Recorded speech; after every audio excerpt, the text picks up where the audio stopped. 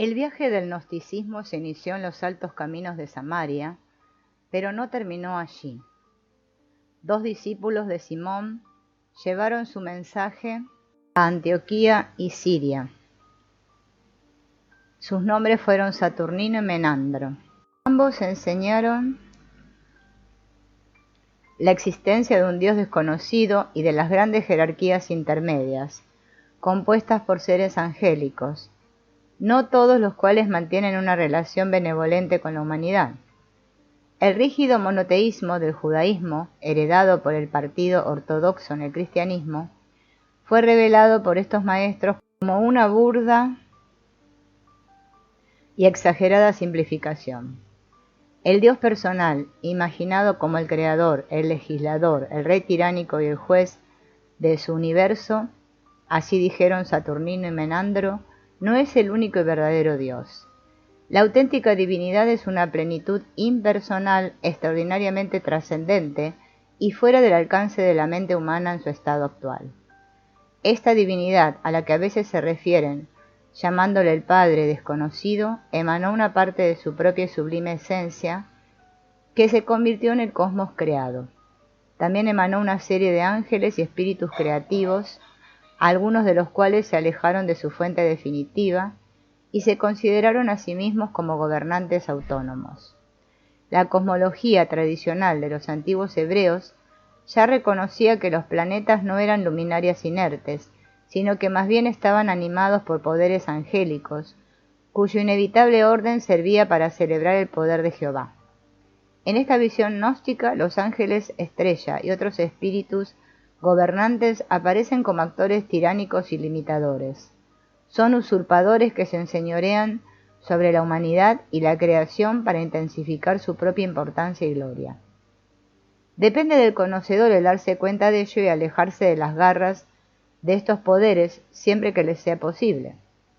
La difícil situación existencial de la vida humana radica en la incómoda dominación a la que estas divinidades menores someten a los espíritus de los seres humanos y de los que únicamente puede sacarlos la realización experiencial de la gnosis.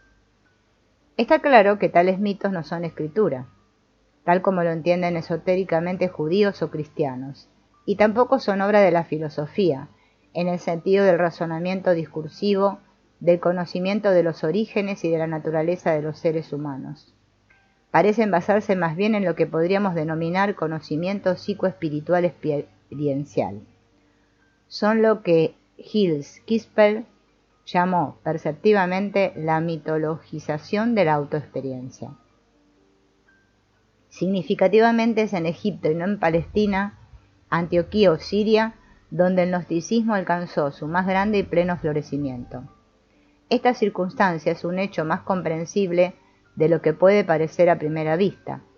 El Egipto helenístico no solo era un punto de confluencia de traidores y disciplinas religiosas y transformadoras de una gran diversidad, sino también el lugar donde existían las colonias de los esenios.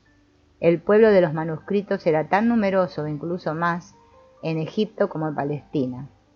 Fue aquí donde Ptolomeo Filadelfo, el culto gobernante greco-egipcio, encargó la famosa traducción de la Biblia hebrea al griego en la versión conocida como Septuaginta.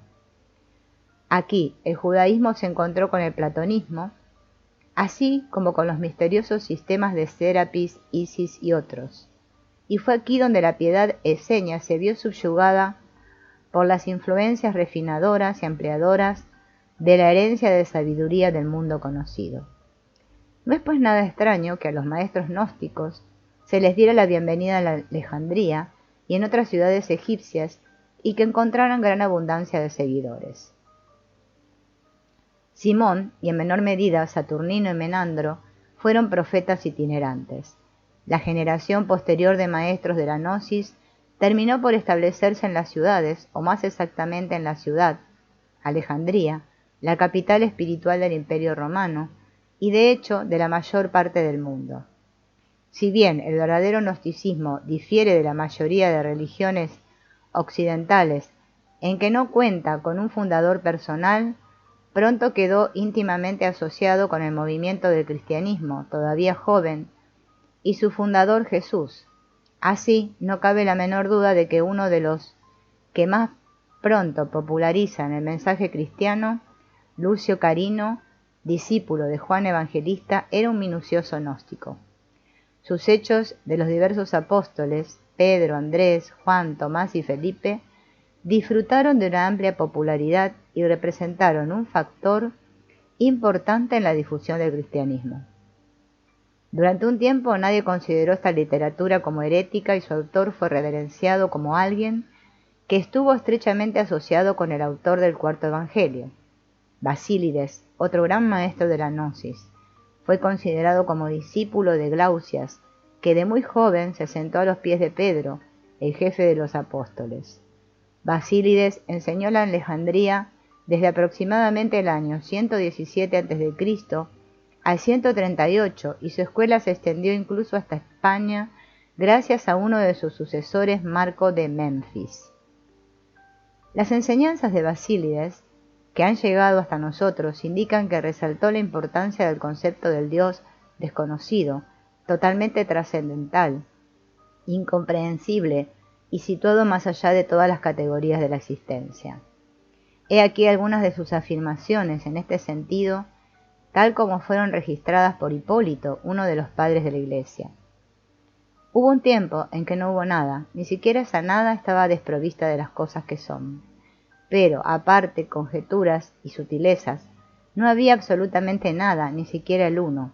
Y al utilizar el término había, no quiero decir que hubiera, sino simplemente dar una idea de lo que deseo indicar. Utilizo la expresión no había absolutamente nada. No había nada, ni materia, ni sustancia, ni ausencia de sustancia, ni sencillez, ni imposibilidad de composición, ni inconcebibilidad o imperceptibilidad, ni hombre, ni ángel, ni Dios, en resumen, absolutamente nada para lo que el hombre haya encontrado alguna vez un nombre, ni ninguna operación que cayera dentro del ámbito de su percepción o concepción. Basílides estaba claramente en contacto con numerosas enseñanzas orientales, tanto en la forma de los escritos de Zaratustra como de las transmisiones recibidas desde la India. Es debido en parte a estas fuentes de percepción a lo que podemos achacar el hecho notable de que su visión va incluso más allá del mundo arquetípico de Platón y se eleva para contemplar lo absoluto, al uno innombrable, al que únicamente se adora en silencio. Bardesanes o Bardesán, nacido en el año 155 después de Cristo, a orillas del río Daisán, en Siria, fue de cuna distinguida y un estrecho asesor del gobernante local a quien convirtió a una forma gnóstica de cristianismo. Así, entre el 202 y el 217 después de Cristo, existió realmente un estado cristiano gnóstico en Siria, destruido posteriormente por el emperador romano Caracalia. Bardesanes, sin embargo, continuó enseñando en Armenia, Mesopotamia y Siria y murió en el 233 después de Cristo. Fue un autor de odas e himnos de gran belleza y se cree que fue él quien escribió el hermoso poema mítico conocido como Canto de la Perla. Su libro de 150 himnos fue utilizado por la Iglesia cristiana de Edesa, en Siria, hasta que fue sustituido unos 170 años más tarde por los himnos más ortodoxos compuestos por Efrem. Tras la muerte de Bardesanes, le sucedió su hijo Armonio, conocido también como poeta y músico, aunque a menudo se sostiene que el enfoque de Bardesanes respecto de la gnosis cristiana se caracterizó por tendencias ascéticas un tanto atípicas, lo cierto es que sus enseñanzas también contenían un considerable énfasis en el divino femenino, como ejemplifica el siguiente fragmento de sus himnos, conservados por Efrem. Tu fuente de alegría, cuya puerta mi mandamiento abre ampliamente a la madre, que siendo divina tiene medida y fundamento, que el Padre y la Madre han sembrado en su unión con sus pasos fructificados. Permite que ella venga a ti, sea para mí una hija, una hermana para ti. ¿Cuándo será el fin nuestra para contemplar tu banquete? para ver a la joven doncella, a la hija que tú sentaste en tus rodillas y acariciaste? Las Sagradas Escrituras han desempeñado un gran papel en la enseñanza y práctica de muchas religiones, entre ellas la familia de confesiones judeo-cristianas islámicas parece poseer una vinculación particularmente ferviente con sus escrituras, que en ocasiones llega a una verdadera adoración de la palabra escrita. El cristianismo primitivo se enfrentó con un considerable dilema en relación con las escrituras, en la medida en que su fundador había demostrado repetidamente una falta de reverencia por la letra de las escrituras judías y además declaró que había traído una nueva ley que aparentemente se suponía a la antigua.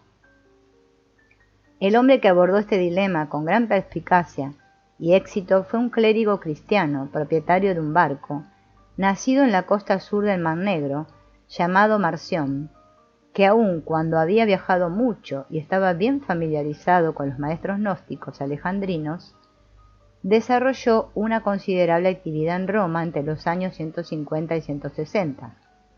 Fue obispo y también hijo de obispo y un hombre de gran influencia en las diversas comunidades cristianas. Marción señaló que el Dios al que se refería Jesús y el Dios del que se habla y que habla en el Antiguo Testamento no son el mismo ser. El Dios de Jesús es un Dios bueno, dijo Marción, mientras que el de la Biblia hebrea es simplemente un Dios justo. Muchos siglos más tarde, la Escuela Moderna de Crítica Bíblica Superior adoptó puntos de vista notablemente similares a los expuestos por Marción, al comentar la postura de Marción y escribió: el Cristo había predicado una doctrina universal, una nueva revelación del Dios bueno, el Padre de todos. Quienes intentaron injertar esto en el judaísmo, en el credo de una pequeña nación, cometieron un lamentable error y malinterpretaron por completo las enseñanzas de Cristo. El Cristo no era el Mesías. El Mesías había de ser un rey terrenal, destinado únicamente a los judíos, y este todavía no había llegado. En consecuencia, la escuela pseudo-histórica defensora del para que sea cumplido había adulterado y falseado las palabras originales del Señor, la buena nueva universal, debido a los pocos inteligentes y erróneos comentarios entretejidos en sus colecciones de enseñanzas. Era necesario hacer algo. Marción decidió remediar la situación. Con una gran habilidad organizó el material relacionado con Jehová en el Antiguo Testamento y lo yuxtapuso en columnas paralelas relacionadas por temas con los dichos y hechos de Cristo. El resultado fue devastador. Las contradicciones e inconsistencias asombraban y angustiaban a todos aquellos que las observaban. El mejor Jehová aparecía únicamente como un severo Dios de justicia, mientras que en el peor de los casos se revelaba como un ser caprichoso, cruel y testarudo. En ambos aspectos parecía muy alejado de la idea del Dios bueno predicado por Jesús. Marción se adhirió particularmente a la figura y a la tradición del apóstol Pablo, quien, según dijo, fue el primero en comprender realmente la misión de Cristo y el que había rescatado el cristianismo del provincianismo y del sectarismo mezquino de quienes intentaban seguir a Jesús sin comprenderlo.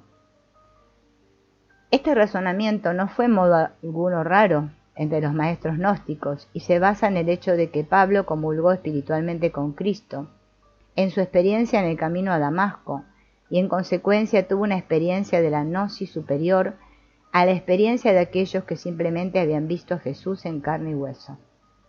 El evangelio propugnado como auténtico por Marción fue una versión que poseía del evangelio de Lucas y que, según dijo, fue en su mayor parte obra del propio apóstol Pablo. Uno de los maestros gnósticos más controvertidos y también más atrayentes fue Carpócrates, que junto con su esposa Alexandra y su hijo Epífanes presidió una influyente escuela de gnósticos. Irineo, que escribió sobre Carpócrates y su escuela con malicioso y escandaloso detalle, así como Clemente de Alejandría, que nos merece algo más de confianza, nos informan de que Carpócrates fue un griego nacido en la isla de Cefalonia, pero que se instaló en Alejandría y enseñó allí durante el reinado del emperador Adriano. Aunque los padres de la Iglesia acusaron a Carpócrates y su escuela de toda clase de prácticas desagradables, principalmente de naturaleza sexual, no hay evidencia cierta que indique que este grupo de gnósticos fue algo más que un círculo alejandrino culto, educado y próspero, compuesto por intelectuales urbanos de puntos de vista y hábitos liberados. Algunas de las ideas de este círculo se plantearon en un tratado relativo a la justicia, que pudo haber sido escrito por Epífanes, hijo de Carpócrates. Esta escritura plantea ciertas ideas que no eran tan insólitas entre las comunidades cristianas contemporáneas, o más bien entre las comunas en las que se había abrogado la nítida división y egoísmo de la propiedad personal y de la exclusividad de las conexiones familiares. También es lamentable que Clemente, que parece que asumió una postura de cierta rivalidad con Carpócrates, represente una de nuestras principales fuentes de información sobre este tema. Lo único que se puede decir con certeza es que Carpócrates, junto con la mayoría de gnósticos, enseñó la necesidad de emanciparse de las reglas y represiones obsesivas de la estructura mosaica de la ley, y que no veía con buenos ojos las tendencias de algunos líderes cristianos a comprometer la libertad existencial cristiana con la antigua ley. De mayor interés es la enseñanza de esta escuela en relación con lo que se ha llamado la gnosis monádica y sus implicaciones en términos de la repersonificación o reencarnación de las almas. La mónada, o ser unitario primigenio, es la fuente y el destino último de toda existencia, pero el plano manifiesto de la existencia contiene numerosas entidades espirituales finitas que, en interés de mantener sus propias esferas separadas de influencia, siempre se inclinan por contrarrestar los esfuerzos universales por la unidad que impregna toda la creación. Tales espíritus mundanos imponen diversas restricciones sobre las partes del universo que dominan. Es necesario que los espíritus de los seres humanos despierten primero a todos los recuerdos de su condición anterior y de su origen, de tal modo que, fortificados por esos recuerdos, puedan elevarse sobre las limitaciones de la diversidad y regresar a la unidad de la monada.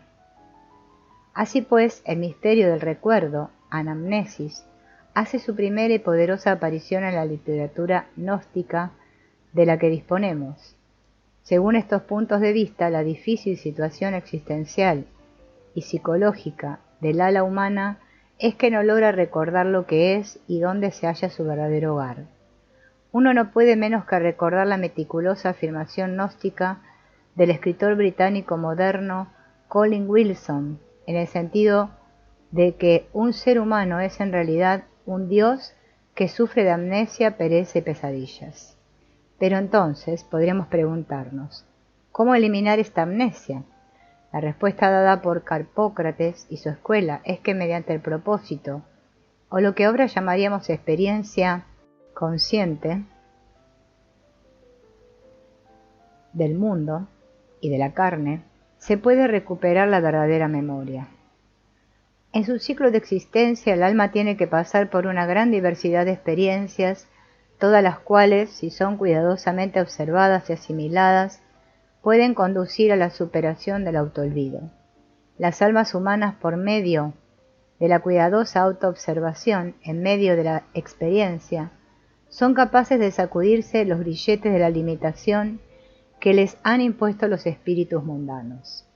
Se ven liberadas del ciclo de repetidas vidas y experiencias y son capaces de obtener un estado de perfección y de reposo soberano.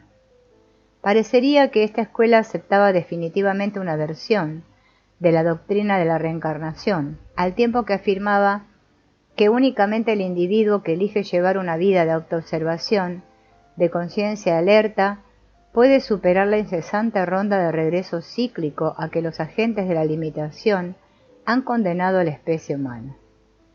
Eso nos conduce al más extraordinario de todos los maestros gnósticos, en el que la tradición gnóstica recibe su expansión y amplificación más grande y atractiva, el poeta, el profeta, visionario y amante de lo divino, llamado Valentino. Mead calificó a Valentino como el gran desconocido del gnosticismo, y de hecho, es cierto que poseemos mucha menos información sobre su vida y su persona de la que quisiéramos. Valentino nació en África, en la costa del antiguo estado de Catargo, alrededor del año 120 después de Cristo. Se educó en Alejandría, donde pasó una parte considerable de su vida, aunque durante otra parte importante fijó su residencia en Roma. Conocía personalmente a numerosos líderes de las iglesias cristianas de Alejandría y Roma. Orígenes, el famoso padre de la iglesia, nacido en el 185 después de Cristo, fue uno de sus primeros asociados y no es nada improbable que algo de las enseñanzas de Orígenes, así como la actitud general gnosticadora, pudo haber sido influido por Valentino. Entre los años 135 y 160, Valentino vivió en Roma, y según Tertuliano fue candidato a ocupar el puesto del obispo de Roma, Tertuliano, que más tarde también sería candidato a la herejía, y afirmó igualmente que Valentino fue excluido de la gran iglesia hacia el año 175 después de Cristo. No obstante, hay pruebas que indican que mientras vivió, nunca fue universalmente condenado como hereje y que fue respetado en la mayoría de comunidades cristianas hasta su muerte. Fue, casi con toda seguridad, un sacerdote de la corriente principal de la Iglesia y hasta es posible que fuese obispo. Al igual que otros destacados líderes gnósticos, Valentino también recibió una transmisión de la enseñanza y del poder sacramental de un hombre apostólico, en este caso de Teudas, un amigo y discípulo del apóstol Pablo. Tiene ciertamente no poco interés la cuestión de qué camino habría seguido la doctrina y la práctica cristianas en el caso de que Valentino hubiera sido elegido para desempeñar el cargo de obispo de Roma.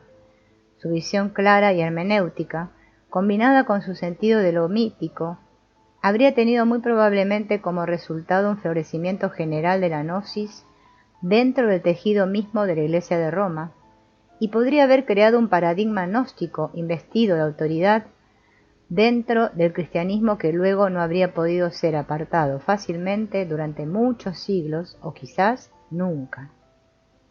El hecho de que las circunstancias y la oleada creciente de pseudo-ortodoxia hicieron fracasar sus esfuerzos debe verse como una de las más grandes tragedias de la historia del cristianismo.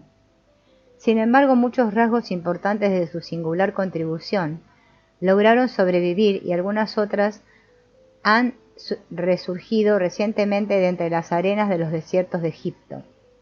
Sería necesario enumerar aquí algunas de ellas. Valentino y muchos otros maestros gnósticos habían presentado a sus estudiantes y lectores unas cosmologías intrincadas, sistematizaciones de la realidad psicoespiritual de dimensiones impresionantes y de rico contenido. Los antagonistas padres de la Iglesia y quienes luego siguieron su ejemplo, durante mucho tiempo alegaron que estos constructos cosmológicos eran poco más que imágenes artificialmente compactadas, calculadas para desconcertar e impresionar a las mentes de los devotos. Muchos eruditos contemporáneos, gracias en buena medida a la más elevada e imparcial percepción de la moderna psicología profunda, empezaron a darse cuenta de que estas imágenes cósmicas que reaparecen en formas análogas en los sistemas neognósticos, tales como la teosofía y la antroposofía, pueden ser en realidad pautas primigenias percibidas como el resultado de la experiencia visionaria e intuitiva directa.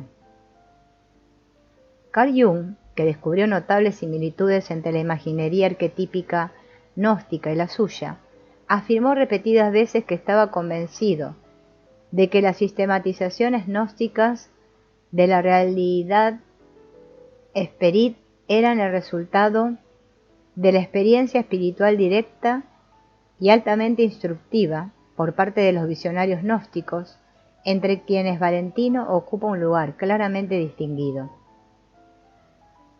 El psicólogo junguiano y mitólogo Ian Beck comenta lo siguiente sobre el carácter psicológico profundo y sobre la importancia de los arquetipos gnósticos.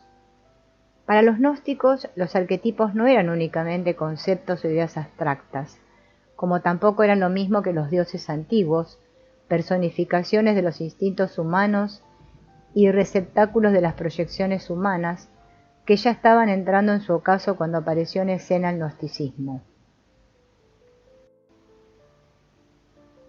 Parece ser que al menos algunos gnósticos estuvieron muy cerca de comprender los arquetipos como psicoides, es decir, como cuantos de energía autónoma, subliminal y colectiva, que se manifiestan típicamente en forma de experiencias sincronistas o trascendentales que poseen a los individuos y operan a través de ellos.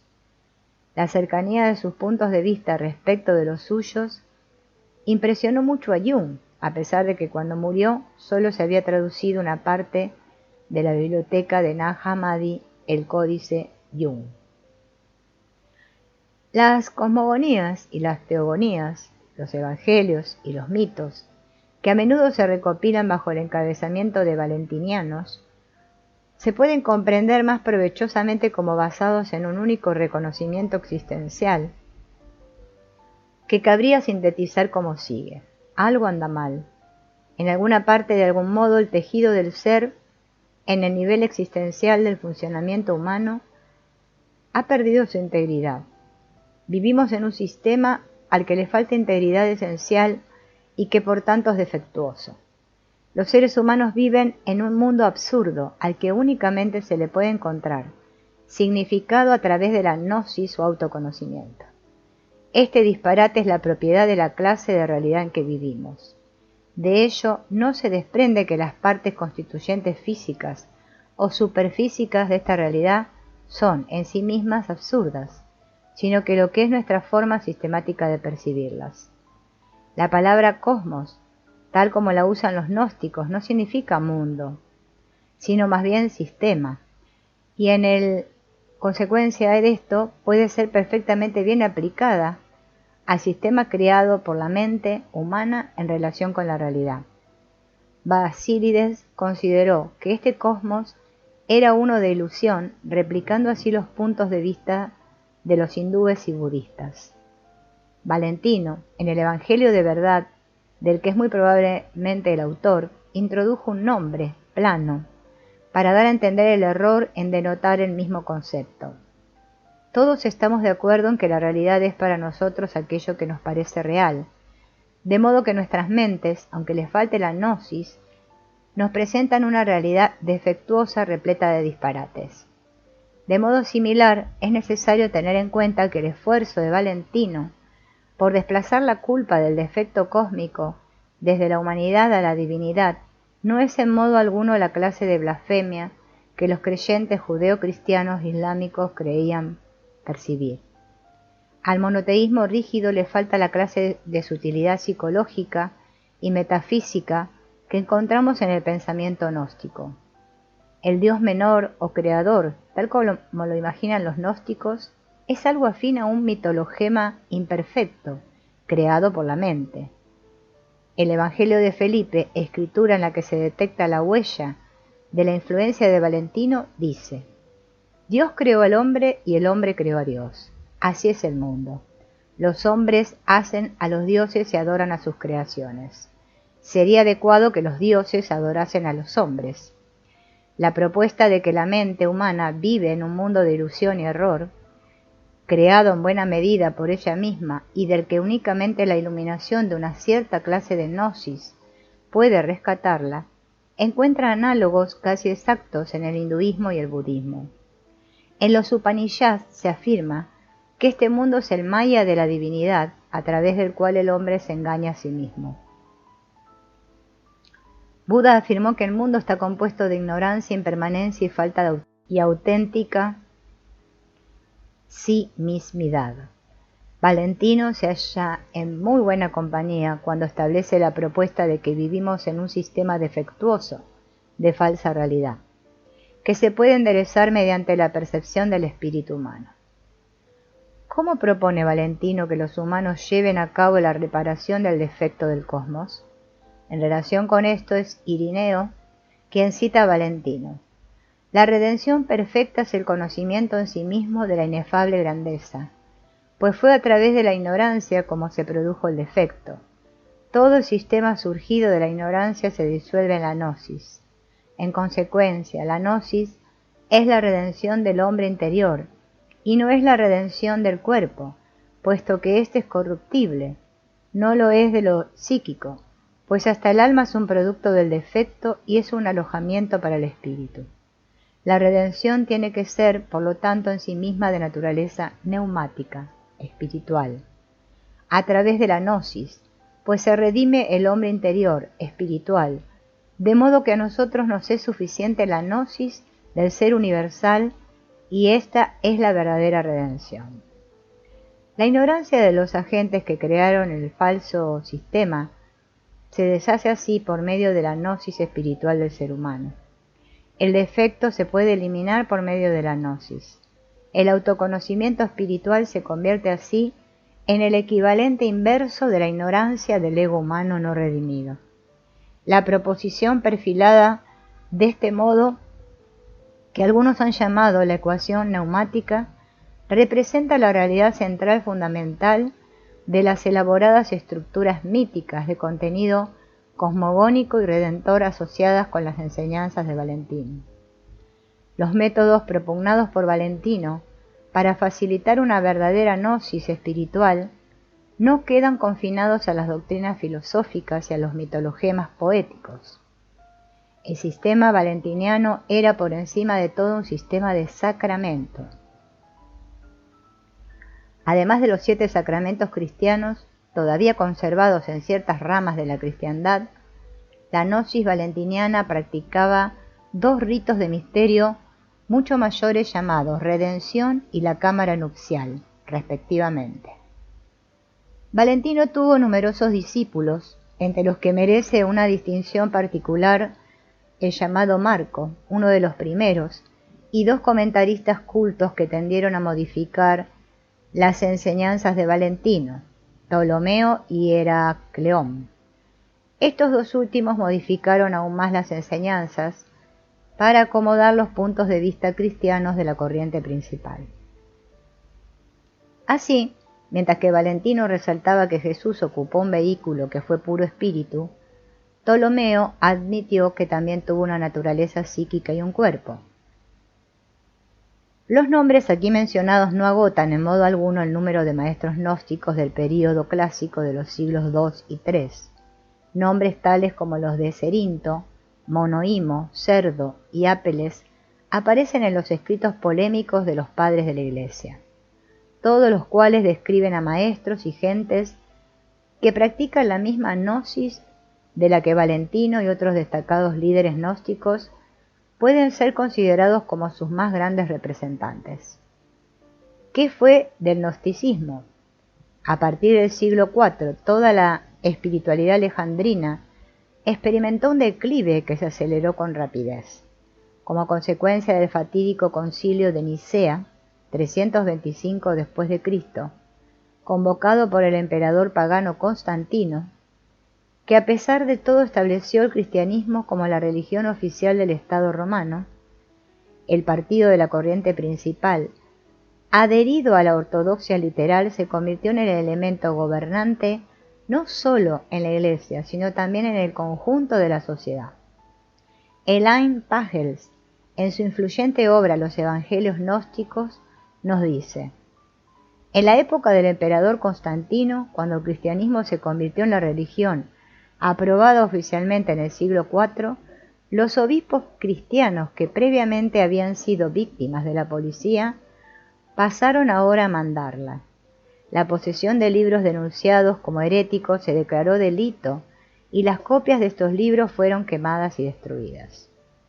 Fue una cuestión de conveniencia que la forma del cristianismo que ahora se propagaba a las masas fuese tan simple y tan poco sutil como se consideró posible.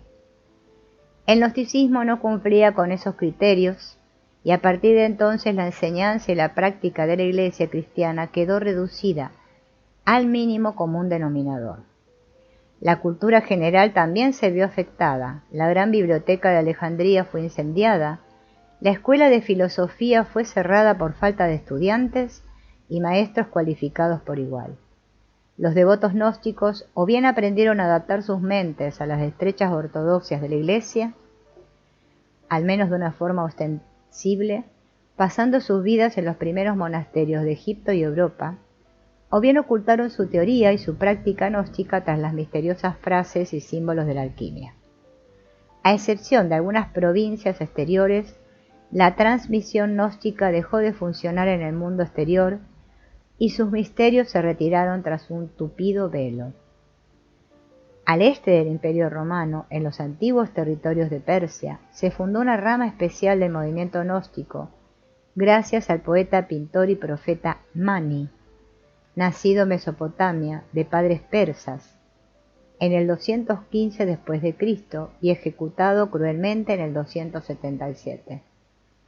Este amante amable y refinado de la gnosis fue adoctrinado en su juventud en alguna variedad de un gnosticismo probablemente sirio, que él adaptó después al ambiente espiritual persa en el transcurso de su ministerio. Mani y sus asociados no solo fueron visionarios y escritores, sino también organizadores eficientes. A pesar de la relativa brevedad de la vida de Mani, el movimiento maniqueo creció y se difundió no solo en la región mediterránea, sino también por la India y China, así como por los Balcanes y Europa. Pasados a cuchillo y quemados en la hoguera en muchos territorios, los seguidores de la gnosis maniquea sobrevivieron heroica y tenazmente. En los Balcanes, un santo maestro llamado Bogomil, amigo de Dios, estableció alrededor del 960 una forma de fe de Mani que disfrutó de una extensa popularidad durante varios siglos y de la que se dice que todavía posee devotos secretos en Bulgaria.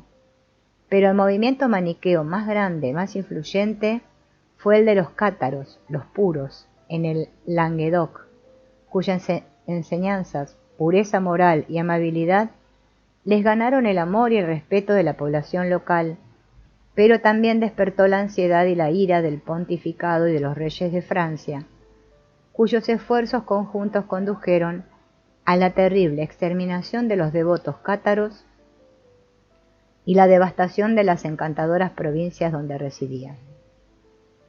El 16 de marzo de 1344, el último baluarte de la fe cátara, la fortaleza montañosa de Montsegur, cayó en poder de los devastadores ejércitos franceses del norte, y el resto de los líderes de esta fe pereció en un holocausto ordenado inquisitoriamente, descrito por el novelista Lawrence Durrell como las Termópilas del alma gnóstica. Tal como sucedió en los Balcanes, los rescoldos de la gnosis no se apagaron del todo, y el fuego secreto continuó ardiendo bajo la tierra pisoteada por inquisidores y tropas enemigas. Incluso en la actualidad se encuentran en el Lenguadoc agentes campesinas humildes que confían al visitante discreto el hecho de que nunca dejaron de ser cátaros y que continuarán fieles a su antigua y pura fe hasta el fin de su raza. El mundo exterior también ha sido cada vez más consciente del misterio y del romanticismo de los puros martirizados, y el arruinado castillo de Montsegur sirve en la actualidad como lugar de frecuentes peregrinajes de respetuosos visitantes que llegan desde muchas partes del mundo. Un creciente cuerpo de literatura contemporánea, iniciado por el historiador y novelista Zoe Oldenburg, continúa explorando en diversos idiomas las formas y los modos de la historia y de las enseñanzas de la gnosis cátara. ¿Quedan gnósticos en la actualidad? La respuesta es que sí. Los representantes contemporáneos de la tradición gnóstica pueden ser divididos en dos grupos: los descendientes innegablemente directos e incólumes de las antiguas escuelas gnósticas por un lado, y los movimientos revitalizadores totales o parciales por el otro. Un heredero directo del antiguo gnosticismo es la fe de los mandaenos, que en remotos y tranquilos lugares del Oriente Próximo han mantenido sus tradiciones características desde los primeros siglos de la era cristiana. Prácticamente no se sabía nada de estos gnósticos tan encerrados en sí mismos hasta que una emprendedora británica, Lady E.S. Drower, descubrió su existencia en las primeras décadas del siglo XX y tradujo al inglés muchos de sus libros santos. Manda significa gnosis en la lengua antigua de estas gentes, y el gnosticismo de su fe parece ser de una variedad muy antigua, puesto que no acepta a Jesús y concentra toda su atención en la figura de Juan el Bautista. Los mandaenos constituyen en la actualidad una respetada minoría religiosa en Irak, que residen principalmente en ciudades como Bagdad y Basora, y que cada vez despiertan mayor interés por parte de los eruditos que los visitan. No es en modo alguno improbable que los mandaenos, meticulosamente gnósticos, pero no cristianos, constituyan un vínculo vital que faltaba hasta ahora, y que conectaría el florecimiento gnostizante último de los esenios con la gnosis clásica. Con la gradual salida a la luz en los siglos XVIII y XIX de documentos gnósticos originales como los códices Ashmim, Askeu, Berlín y Bruce, aumentó el interés comprensivo de la vanguardia cultural por el gnosticismo. William Blake fue considerado como un gnóstico por su amigo Crabb Robinson, mientras que un siglo más tarde, Madame Blavatsky emprendió un proceso de rehabilitación y revitalización a gran escala del gnosticismo. El erudito religioso Robert Elwood, hijo, comentó: Blavatsky volvió a tomar la causa del gnosticismo.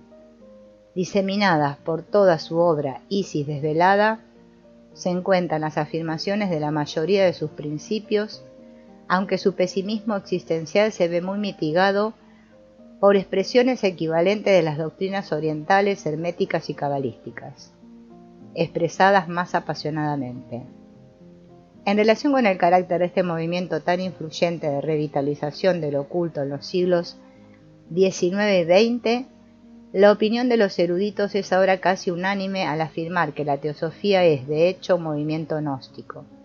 En su obra sobre el movimiento teosófico, el profesor Bruce Campbell afirma que la teosofía es una antigua tradición occidental de tradición gnóstica que pasó a la clandestinidad cuando triunfó el cristianismo.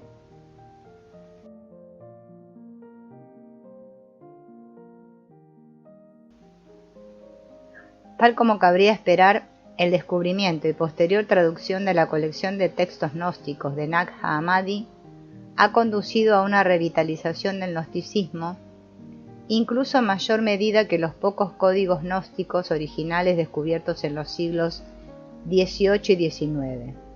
Ya a principios del siglo XX, había una iglesia gnóstica conocida en Francia, que funcionaba públicamente. Este organismo, la Église Gnostique Universelle, había logrado atraer a esoteristas franceses tan destacados como Papus, el Dr. Gerard Encausse, Sedir y Von Leeuwenhoek, así como artistas escritores como Fabre des Essarts, el poeta simbolista, y en general a las gentes más avanzadas de la corriente principal de la cultura. Elevándose a partir de unas fuentes de transmisión misteriosas pero distinguidas, como los cátaros, los caballeros templarios e incluso otros organismos gnósticos secretos más antiguos, la Iglesia gnóstica francesa ha experimentado una revitalización y ha iniciado ampliaciones hacia otras partes del mundo. Aunque todavía distan mucho de ser numerosos, los gnósticos están presentes y hay que contar con ellos en el mundo actual. El corazón y el alma de la tradición gnóstica es mitológica. A partir de sus antiquísimos orígenes en los desiertos de Judea y Egipto, entre los piadosos herejes judíos llamados esenios, continuando con las grandes luminarias de la gnosis como Valentino, Basílides y Mani, la otra tradición se va abriendo camino de un modo no muy diferente a un gran río subterráneo para surgir en el paisaje del mundo contemporáneo con sus aviones de reacción, sus ordenadores y su creciente desenraizamiento espiritual, debido a la pérdida de los mitos de los que antes se nutría.